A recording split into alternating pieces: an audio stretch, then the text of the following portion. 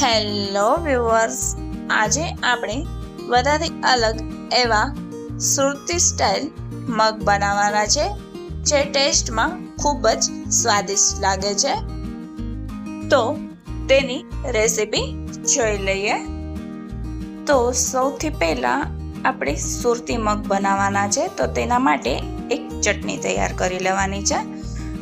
તો મેં અહીં 1 કપ ફુદીનો લીધેલો છે. તેમાં અડધો કપ કોથમીર એડ કરી દેવાની છે અને મગમાં તીખાશ આવે એ માટે 2 લીલા તીખા મરચાં લીધેલા છે. તમે તીખું ના ખાતા હો તો તમે મોડા મરચાં પણ લઈ શકો છો. અને છેલ્લે લીંબુનો રસ એડ કરી દેવાનો છે, જેથી કરી ચટણી છે તે કાળી ના પડે. અને ચટણી બનાવવાની છે તે માટે થોડું પાણી એડ કરી તેનું સાવ ફાઇન પેસ્ટ બનાવી દેવાનું છે.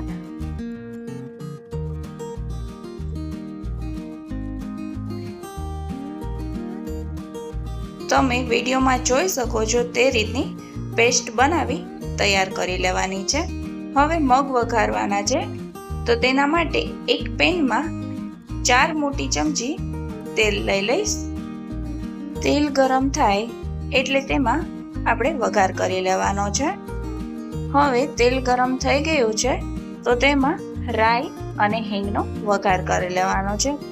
રાઈ તતડે ત્યારબાદ તેમાં હિંગ એડ કરી દેવાની છે. અને હિંગ સહેજ બ્રાઉન થાય એટલે તેમાં ફણગાવેલા મગ એડ કરી દેવાના છે. 200 ગ્રામ લીધેલા છે. મેં મગને ઓવરનાઇટ પલાળી સવારે તેનું પાણી કાઢી 1 દિવસ માટે એમ જ રાખ્યા હતા, જેથી કરી મગ છે તે સારા ઉગી જાય છે.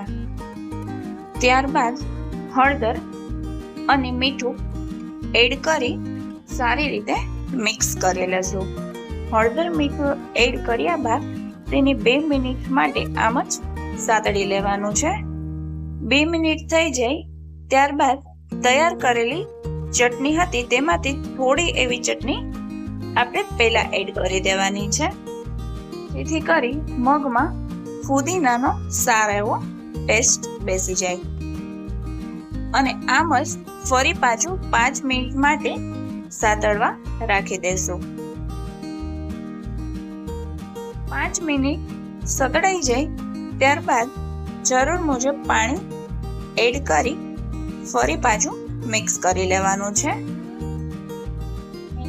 આ સુરતી મગ ટેસ્ટમાં ખૂબ જ સરસ લાગે છે. ત્યારબાદ ઢાંકણ ઢાંકી મગને ચડવા રાખી દેશું. વચ્ચે વચ્ચે ચેક કરતું જવાનું છે.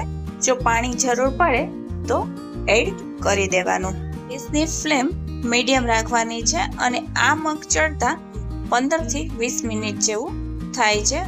હવે 15 થી 20 મિનિટ બાદ તમે જોઈ શકો છો કે મગ સારા એવા ચડી ગયા છે. તો તેમાં બારીક સમારેલું અડધું ટમેટું એડ કરી દઈશ અને બાકી રહેલી કોથમીર ફુદીનાની ચટણી આપણે બનાવી હતી તે એડ કરી દેવાની છે અને ફરી સારી રીતે મિક્સ કરી લેવાનું છે. ચટણી એડ કર્યા બાદ મગને આમ જ 5 મિનિટ રહેવા દેવાના છે. અને 5 મિનિટ બાદ ગળાશ માટે મેં અહીં ગોળ લીધેલો છે. જો તમને ગળું ના ભાવતું હોય તો તમે સ્કીપ કરી શકો છો.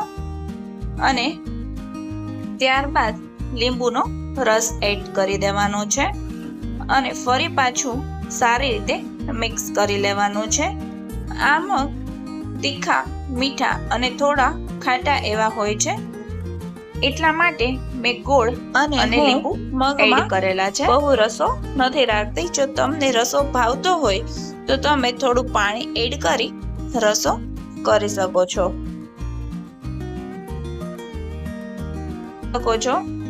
કે સુરતી મગ તૈયાર છે, તો તેને એક સર્વિંગ બાઉલમાં કાઢી લેશું.